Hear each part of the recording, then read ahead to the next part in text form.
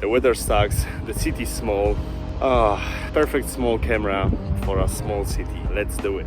In this episode, I'm trying to prove that living in a small city on a village, it doesn't mean you should stop your photography. It's even better. You can find some mundane, beautiful photographs in the place you live.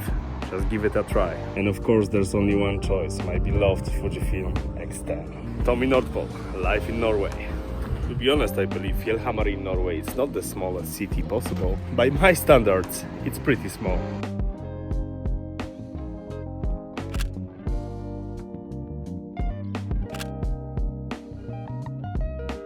One might say there's not much to photograph in a small cities, but let me change your mind and I'm gonna share with you 5 tips how to photograph or do some street photography in a small city.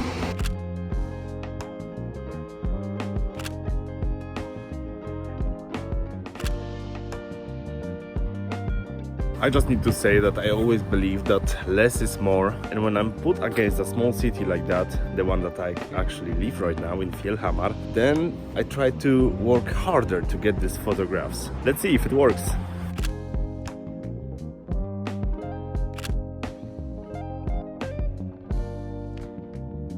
My first tip is the time of the day you're gonna shoot. You're gonna find the most people around here around 8 o'clock in the morning, like now, or around 4 p.m. when people start to come back from work. And these 2 cycles, you can see pretty much where this city comes alive for a moment. I'm talking about the normal weekdays. These times apply to all the people that are working and use the public transport. They go to the train station, they travel with the cars, doing some morning groceries before going to work, and also about 3 p.m. and 4 p.m. when people start to come back from work. But in the middle of the day, this place can look very, very quiet. When you come from a big place like Oslo to a small place like that, then you're gonna be like, there's no people, there's nothing here.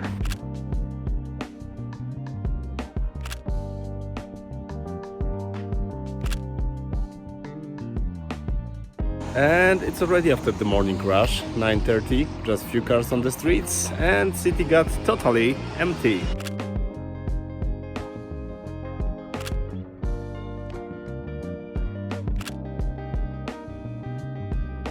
Another tip is scouting for good locations. And I know how hard it is in a small town, but even if you live in a small city, you can pinpoint at least 2 or 3 special spots where you can think that something interesting might happen. It might be your local train station, it might be your shopping center, maybe a local football club, it might be the area around the church. Just do your research and you're gonna see that around the spots you can find more successful shots than usual.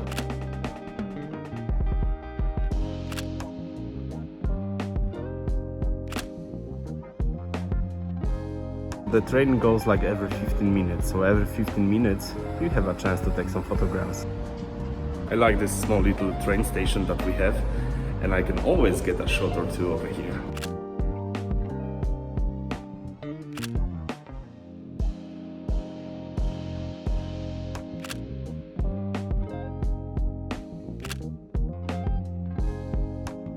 Maybe it's not my best work, but it's a good practice.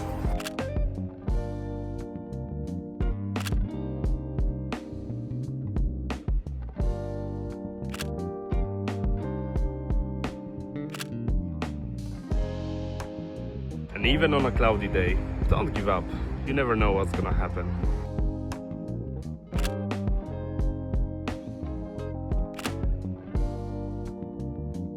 I don't find that many things exciting, so maybe photographing the mundane became somehow my specialty in a way. Maybe this is just me, but a small town like that really opens my creativity and rewards me a little bit more when I get these shots that I shouldn't even get if I'm not gonna move my butt from the sofa in my apartment.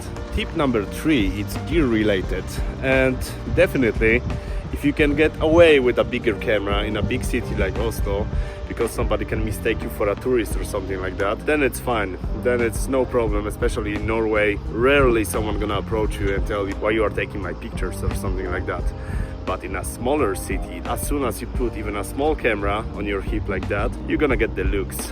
One time I took my Canon camera outside and guy approached me like laughingly, but he looked at me because I dress all black and he asked, "Are you from the police?" That was kind of funny. But yeah, be a little bit more aware of that. In a smaller city, people are gonna notice right away that you are not from here or you are doing something different. Not that they're gonna approach you and do something, but definitely they are more aware that you are taking photographs of them, especially when it's like 10 or 15 people on the street. And on that matter, as always, the Fujifilm X10, X20, X30, whatever you have, or even some smaller Fuji cameras that you can replace the lens on it. People are a little bit curious, they see this piece of gear on your hip, and it's not like you are taking the smartphone and trying to record everyone around, or taking a big camera with 70 to 200 and trying to do some wildlife shoots in the small city like that.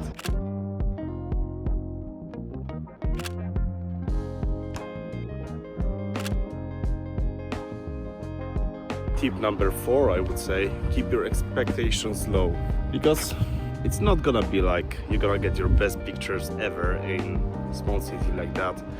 It's a good practice, it might happen, you might be lucky.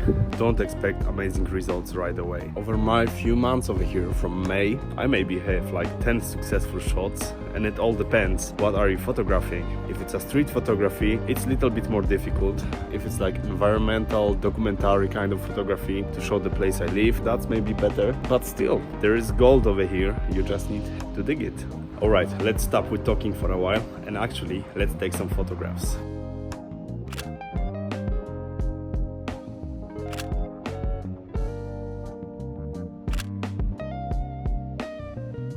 So you have the right gear, you found the location, you are here on the right time, and you have the proper mindset to take that pictures. So what is missing? And that is actually the hard part, because it all comes down to discipline and repetition. And I can recommend right away, make a folder in your files with the title My Hometown Photography and make it a project. Make a small project about your hometown. Not all of us live in Oslo, in the New York, Chicago, or other big cities that you just take your camera out, you snap a few shots and pretty much you are done for the day. Many of you live in a smaller cities, and I was one of these persons living in a small city once upon a time, and it never bothered me because always having this piece of equipment in my hands, I always knew that there is something to photograph. There is some things that no one ever seen, and there is situations to be photographed. And when you're gonna look back at these photographs after 5-10 years, you're gonna be surprised how much it changed.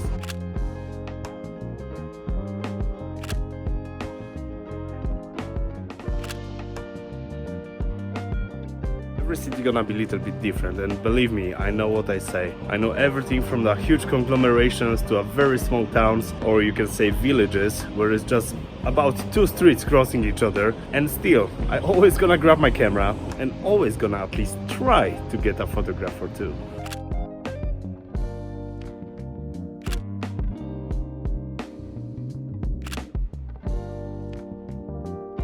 I hope some of these tips gonna help you to get out of your apartment, even if you live in a village or a small city, and you're gonna try to take some photographs. Never give up. Doesn't matter if you live in New York, in Oslo, in Fjellhamar, always can find some interesting things to shoot. And I guess that's it for today. If you want to see some other videos over here or over here, in the meantime, take amazing photographs, do some small project about your hometown, and hopefully see you in the next one.